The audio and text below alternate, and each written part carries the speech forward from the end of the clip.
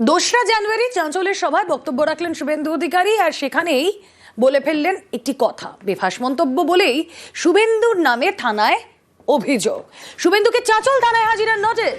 চাঁচলের সভায় প্রসূন বন্দ্যোপাধ্যায়কে করা আক্রমণ। চাঁচল থানায় শুভেন্দুর বিরুদ্ধে অভিযোগ প্রসূনের। তদন্তে সহযোগিতার জন্য শুভেন্দুকে তলব। 7 দিনের মধ্যে চাঁচল থানায় হাজিরার নির্দেশ। 2রা জানুয়ারি চাঁচলের সভা থেকে ঠিক কি বলেছিলেন বিরোধী দলনেতা? আপনি জানেন খগেনদাকে হারিয়ে দিত একটা দুর্নীতিগ্রস্ত পুলিশ অফিসার। বালুর ঘাটে গেলে সবাই বলে চরিত্রহীন প্রসূন। তিনি এখন নেতা হয়েছেন। সেদিন খগেন মুর্মুর কাউন্টিং এজেন্টদেরকে কাউন্টিং এর আগের দিন এই প্রসূন এটা ডাকাত লম্পট চরিত্রহীন ইয়াসিনকে নিয়ে গিয়ে লুট করতে গেছিল, রুখে দিয়েছিল কেন্দ্রীয় বাহিনী। আর এই বক্তব্য এবং বক্তব্যকে হাতিয়ার করে থানায় গিয়ে অভিযোগ, সেটা সম্পূর্ণ উদ্দেশ্য প্রণোদিত বলছেন সুকান্ত মজুমদার।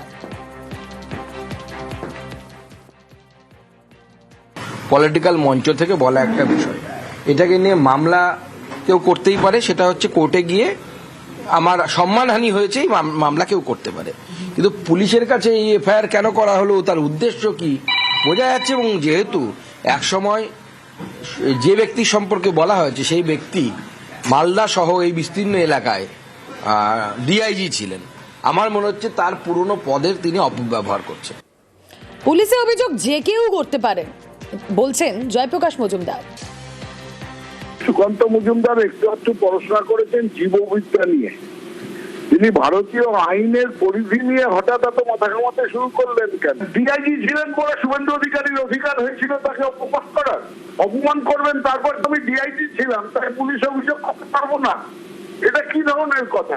যে কোনো নাগরিক পুলিশে অভিযোগ করতে পারে, পুলিশ সেটা তদন্ত করে কোর্টে পেশ করবে, কোর্ট তারপর দেখবে। এটা সুকান্ত মজুমদারের আন্দোলনেরই বা দরকার কি?